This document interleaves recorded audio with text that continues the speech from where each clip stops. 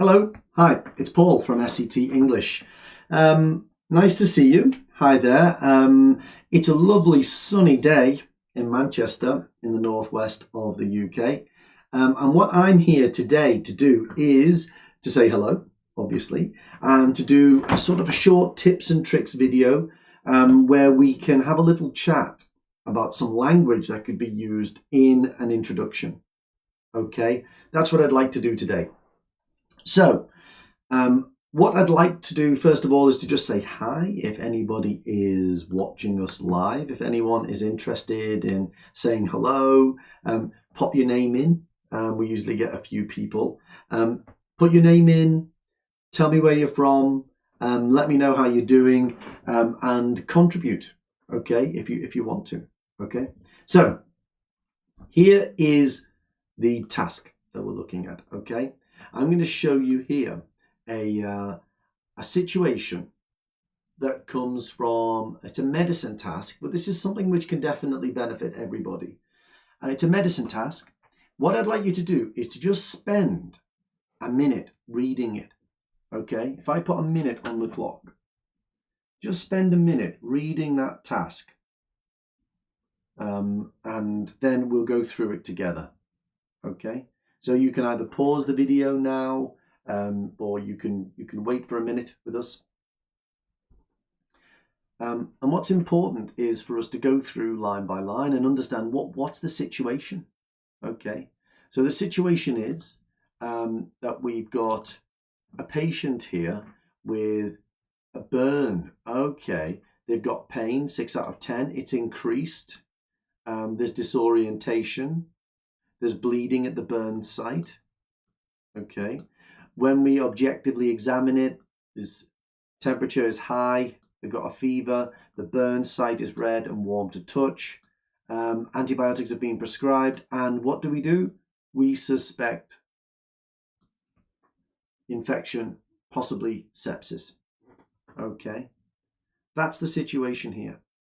And if you just have a little think about it, what is it that we're requesting? Okay. Hi, Shani.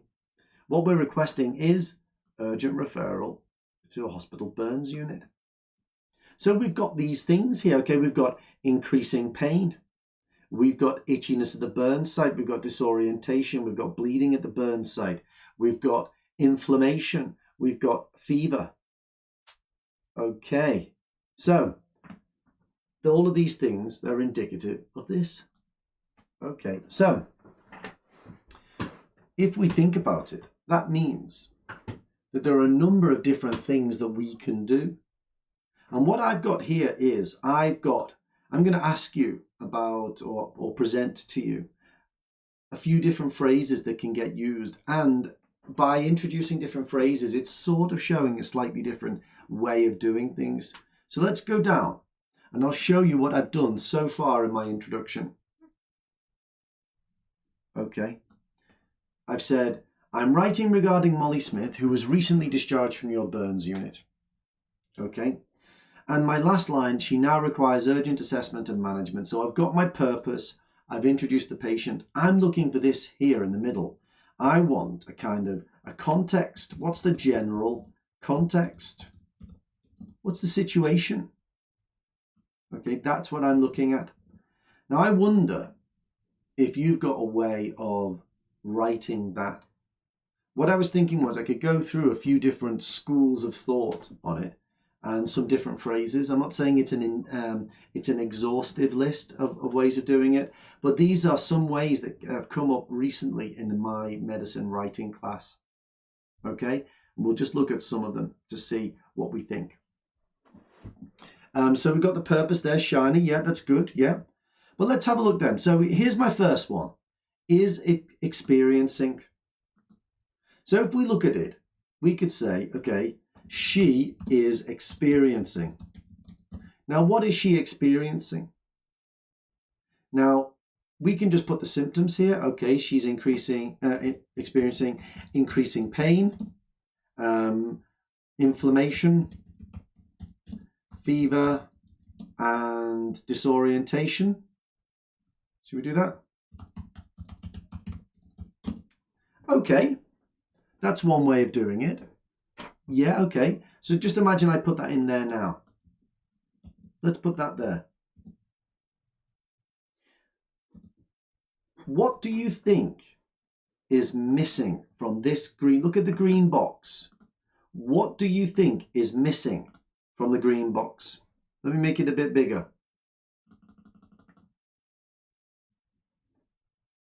I'll just open it up for anybody who's watching us. What do you think is missing in that green box? I am writing regarding Molly Smith, who was recently discharged from your burns unit. She is experiencing increasing pain, inflammation, fever, and disorientation. She now requires urgent investigation and management. What do you think is missing? I'll show you the case notes again.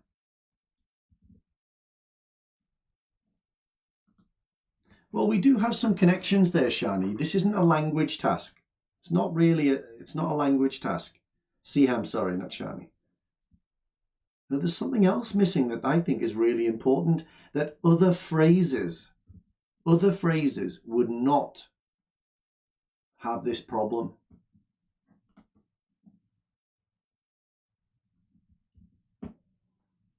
No one got an idea? Well, I think the problem is this. We haven't got infection. We haven't got sepsis there. They're not there. Why do we need urgent investigation and management? Also, it's not very concise, is it? For me, that's not concise to say all of those symptoms. Additionally, I think that those symptoms should be down in the later paragraph, the current condition paragraph. That's what should be there. Shani, you're right. She's got suspected infection and sepsis. So, okay, this is not concise. It doesn't have possible diagnosis in there. And content should be in the timeline somewhere. Current condition, probably. Okay, so for me, that's a bit of a problem. I don't really like that way of doing it. Let's look at another one. Okay, let's zoom out a little bit. Okay, we've got a new one. How about this one? Oh, okay, that's quite good. Is suspected of having. I quite like that. Okay. Is suspected of having. Now, I would say at this point, we don't need to go into all of the detail of all of these. Is suspected of having. Now, that's more concise. Okay. She is suspected of having sepsis. Okay. She has suspected sepsis. Now, both of these get to the point. Okay, they really get to the point. But for me personally, I don't think that this is the most professional way of doing it. Let's put it up there. Now, it is direct. Okay, it is direct. Now we've got the general situation. Now we know why we're requiring urgent investigation and management. So, okay, yeah. People often make mistakes with this phrase, with suspected. Okay, so for instance there, she is suspected with, Shani, she is suspected with.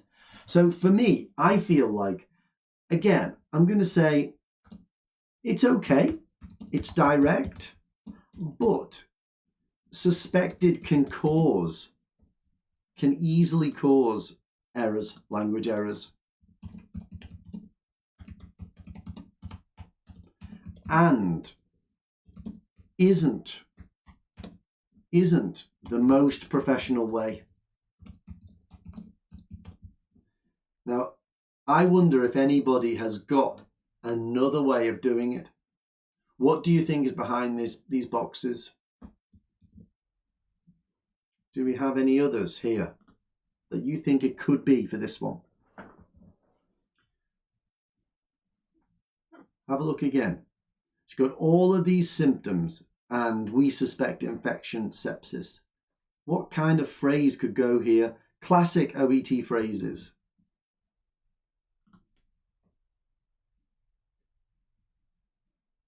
Got any suspicions what it could be? Well, let's show it then. Let's just show it. Okay. Consistent with, suggestive of. Okay. Consistent with, suggestive of. This for me, you could also do indicative of, which is one that came to me while I was just preparing the class then. So I really like this. Okay. I think this is great. She has signs and symptoms consistent with.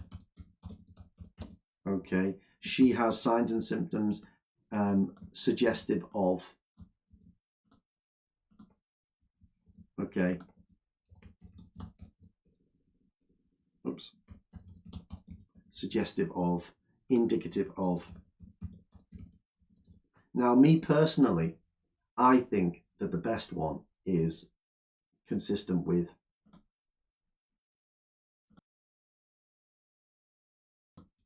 Okay, consistent with. I think that for me personally, with my style, I think consistent with is the winner there. Okay, I really like consistent with. If I put that up here into this paragraph, okay, if I take this whole thing together, I'll put that down here. Okay, let's take these numbers away.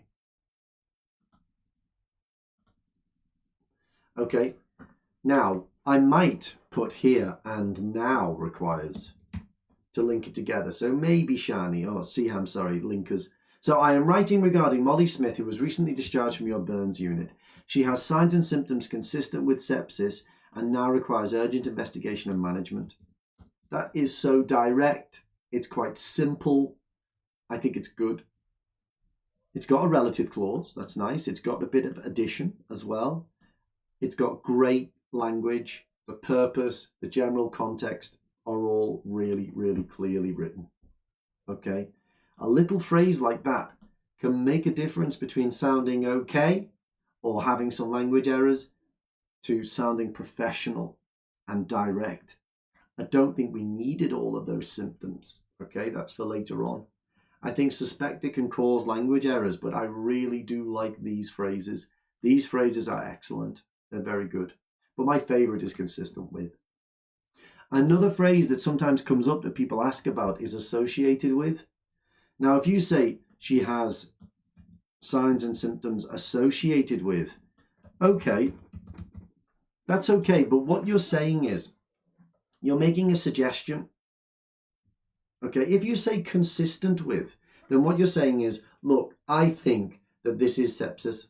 If you say associated with, you're just saying these symptoms are normally present when sepsis is present. Okay, that's all you're saying. You're not necessarily saying that it's something which proves that sepsis is there. Okay, it's not as strong, it's not as certain. So although you could use it, I would go with consistent with. That is my favorite one. He's my go-to phrase. All right, this for me is not as good associated with. So I think anyone would agree that this is an excellent introduction for this task. Okay, we zoom out a little bit. Really, really good introduction. Very, very nice. Let's make it a bit bigger. That's a really good introduction. And if you do that in your OET writing, then you're going to get a high score for purpose. You're also not including unnecessary content in there. It's direct, it's concise, it's got good genre and style. Okay. She now requires, so Shani has asked, Paul, can we write and she now requires urgent? Yes, that's what we've done. Oh, right. Yeah, so you don't need to put she again. It's called parallelism because it's the same person as the first clause of the sentence, so you don't need to put she in. Good question, though. Okay. Okay, so let's finish there. I hope that was useful. I hope that you got something from that. And, you know, hopefully you can use these and practice with these when you're doing your letters as well. Okay, if you want to find out more information about us, follow us on Facebook, share us. If you could like the videos, that would be really, really useful. And we'll see you soon. Okay, take care, everyone. Bye-bye.